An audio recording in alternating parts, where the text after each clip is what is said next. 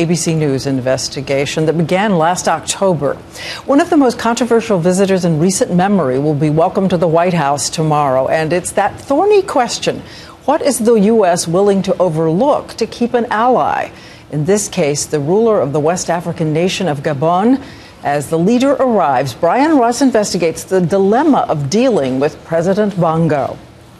It's a long way from Africa, but over the last decade, members of the ruling family of Gabon, the Bongos, have bought out some of America's most expensive real estate. I need something really big.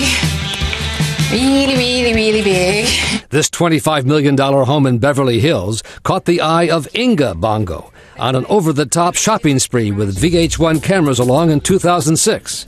But it was taken off the market before she could buy it. I tried to downsize. It's just not in my character. At the time, Inga was married to Ali Bongo, the president's son.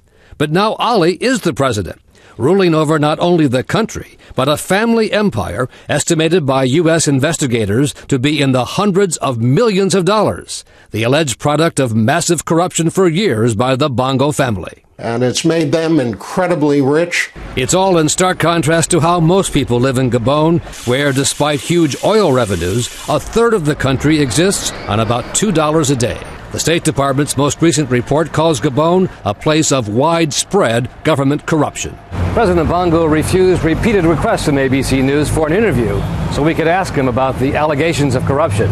Critics of Bongo's father were sent to prison, including Mark Ona, who says the secret police there still follow him. You say it's worse now than it was under his father? Yeah, it's corruption, yeah. The corruption is worse now? Yeah. He's a son of this system.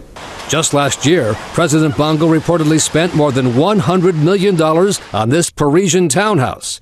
And French authorities have opened an investigation into the source of money used by the family to buy some 30 homes there. The people who are running the country are guilty of grand theft nation.